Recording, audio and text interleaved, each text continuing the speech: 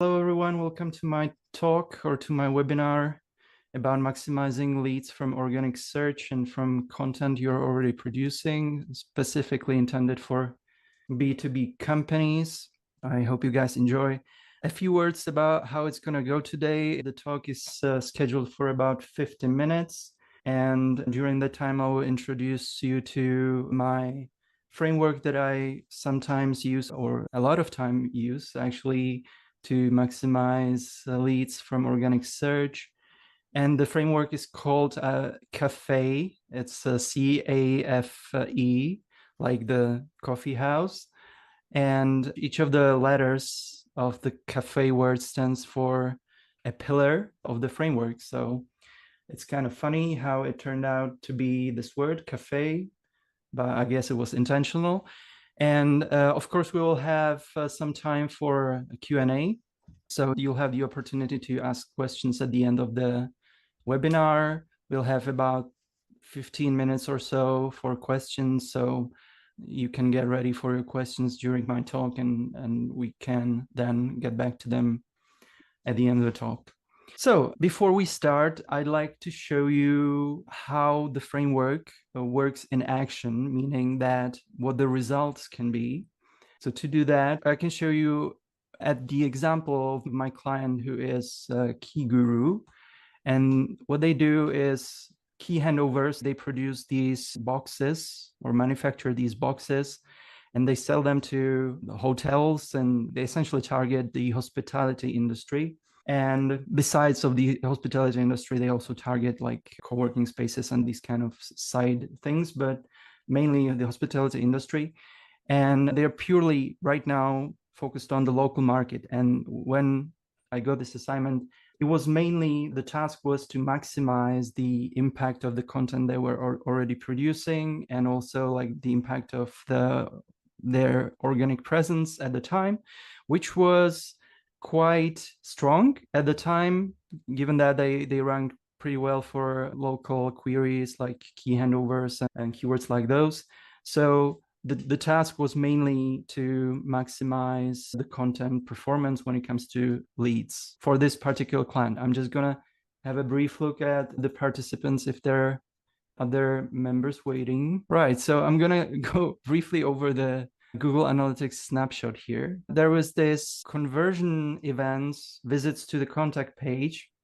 We are focused on these two channels, direct and organic search. And the key event or main conversion event was set to the contact form send.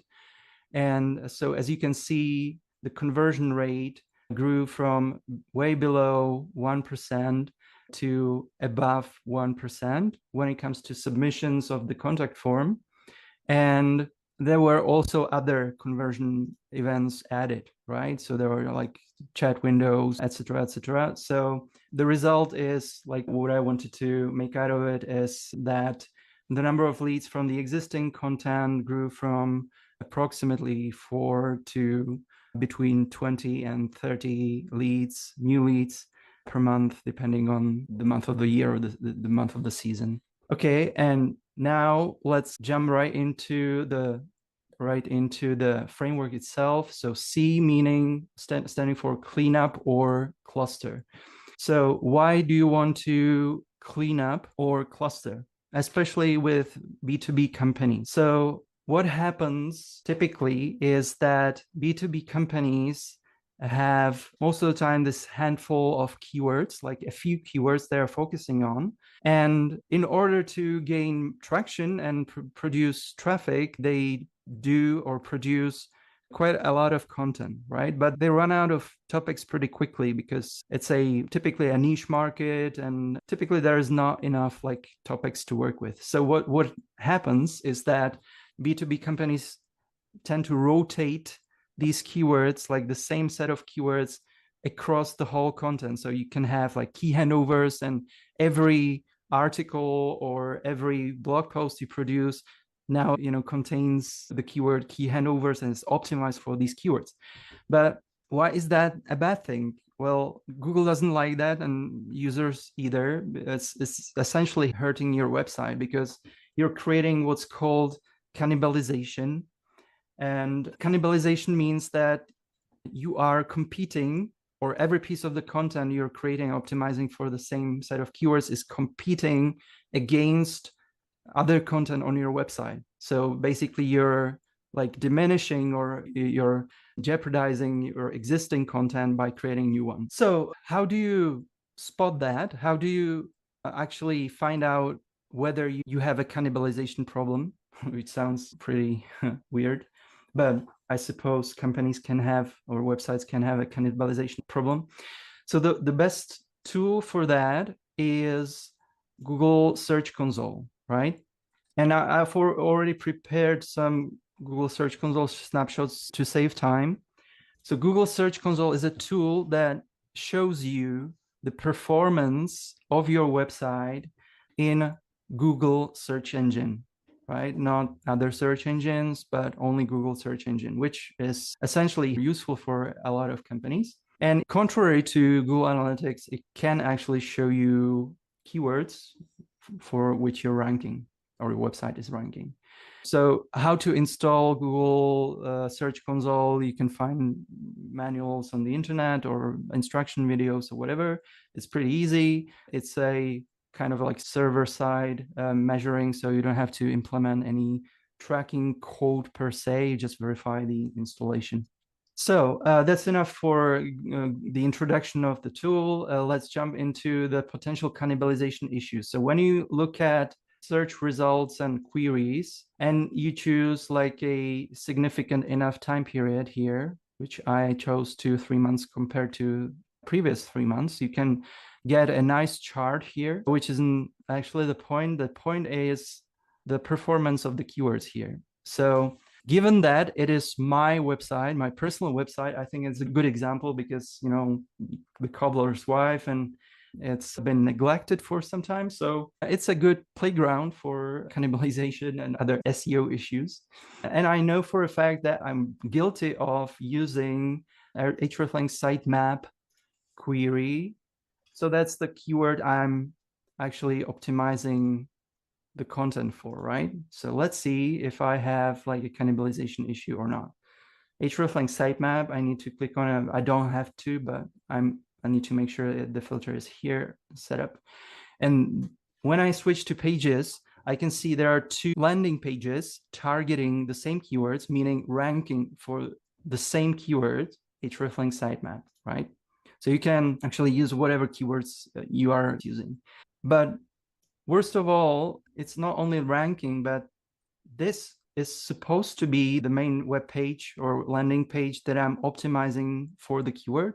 And, you know, it performed pretty well until the next one started to ramp up and gain traction, right? So it's growing, steadily growing in impressions, and with time it's going to be growing in clicks as well. So I have like a cannibalization issue. I have 2 landing pages targeting the same keyword. Some degree, you know, this full disclaimer, some degree of cannibalization is natural, but you want to make sure that these pages are topically connected somehow or linked to each other, right?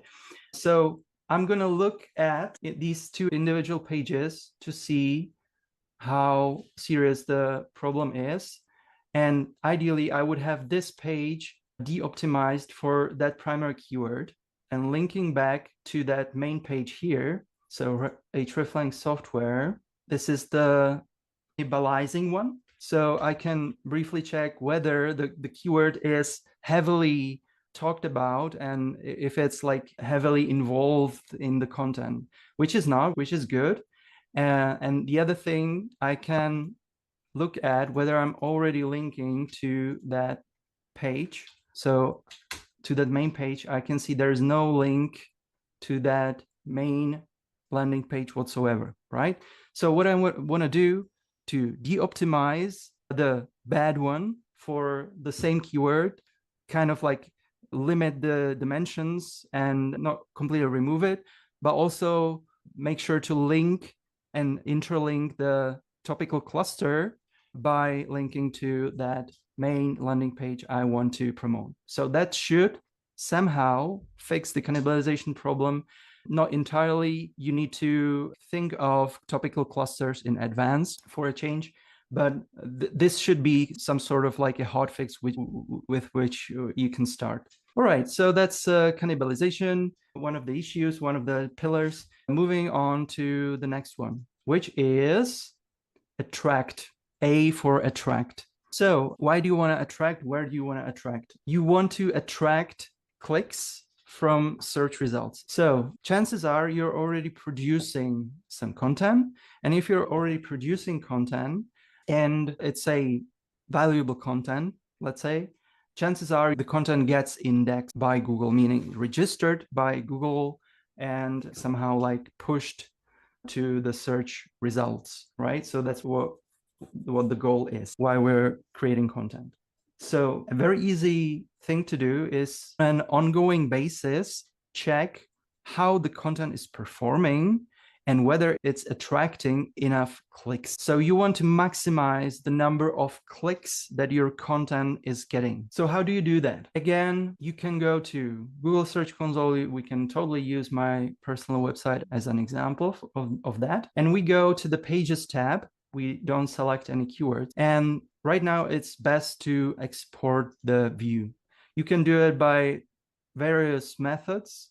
The obvious one is to use the inbuilt export feature in Google Search Console, but you can also use so-called extractors. For example, Marketing Miner has these extractors when you're sign up for that.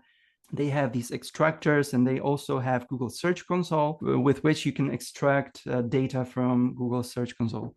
And the good thing about it is that you can extract way more data than just from the Search Console environment, up to like tens of thousands versus up to 1,000 rows. But for now and for these purposes, I'm just going to use the inbuilt export feature. I'm going to export into Google Sheets. And what I want to show you guys is how to spot underperforming pages when it comes to clicks. Okay. Bear with me 1 second. Okay. I need a number. Ah, sorry. I'm making mistakes. Okay, and the CTRs. Difference.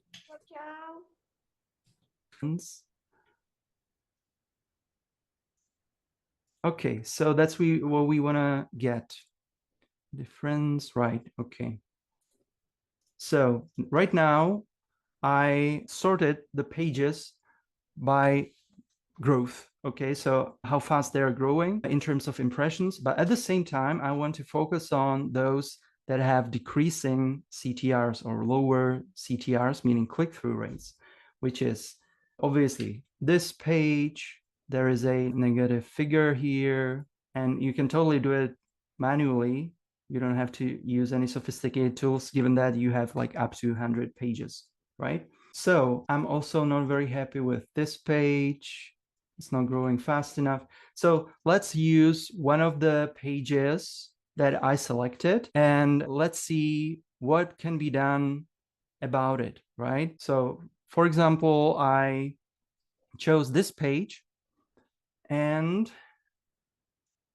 so I filtered the data pertaining only to this page, and I can now see the queries that are ranking for, or the keywords that are ranking for the page. Now I can export the data only to see the keywords for the particular page. And then I can just simply them by impressions growth.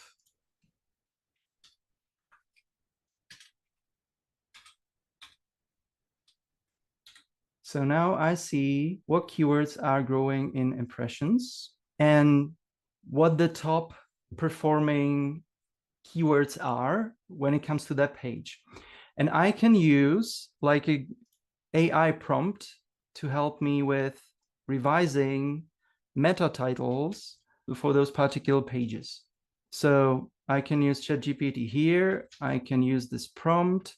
I will use this particular page, top keywords, and I also want to find out what the meta title is.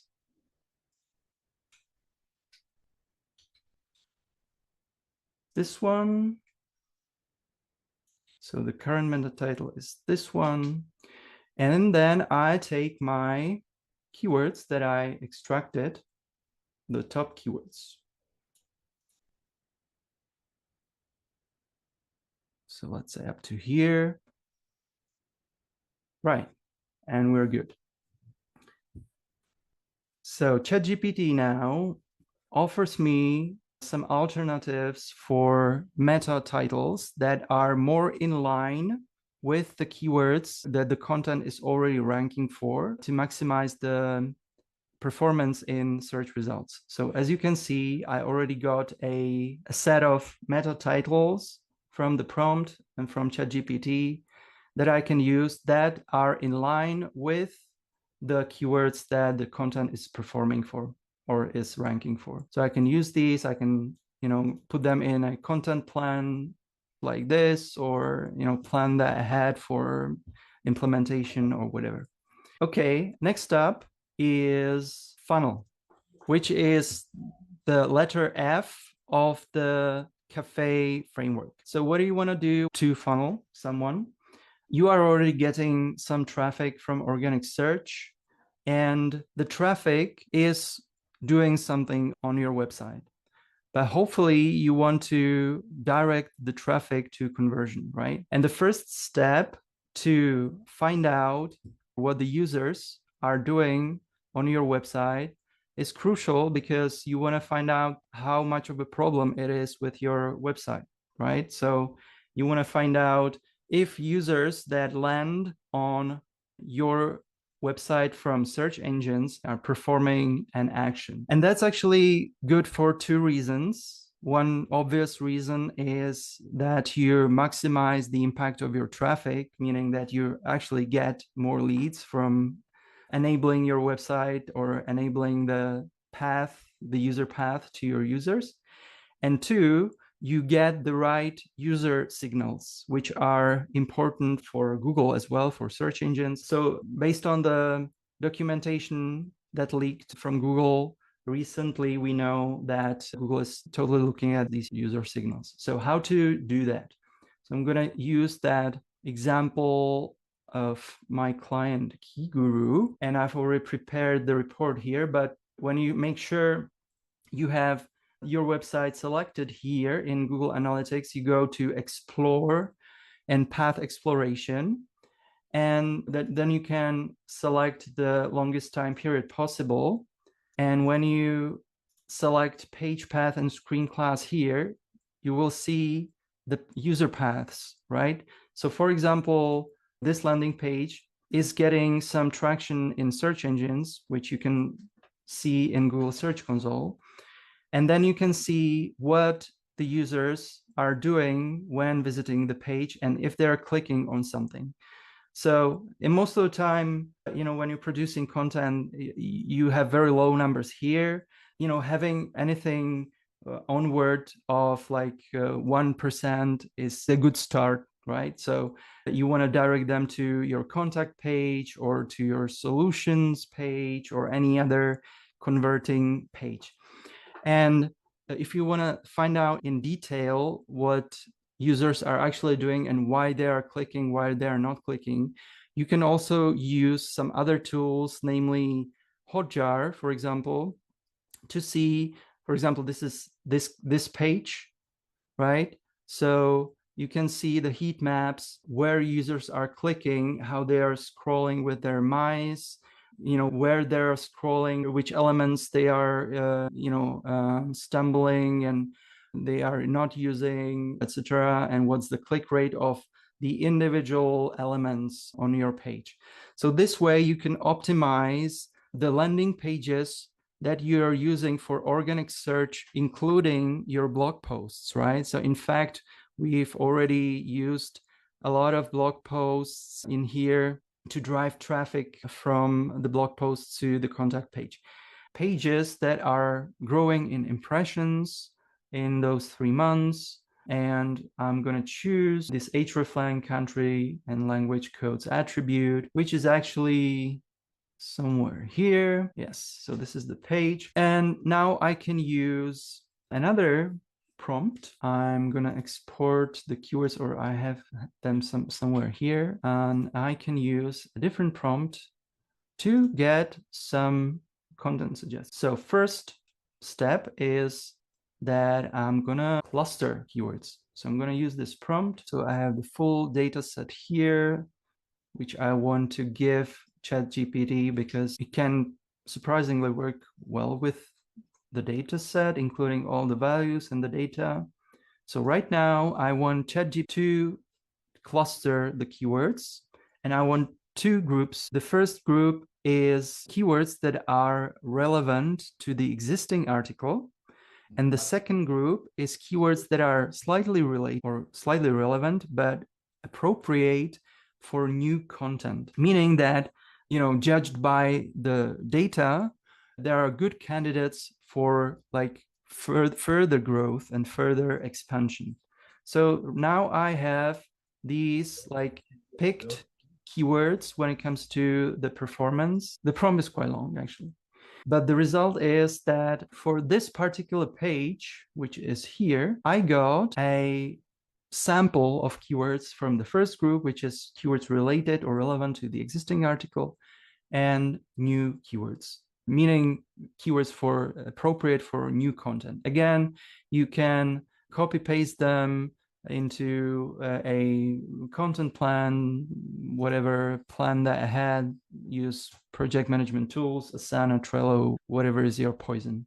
Right now, I'm going to focus on the top growing keywords that are relevant to the existing content. And I'm going to use another prompt. So again, I want to use this page and these keywords that I got pre-selected.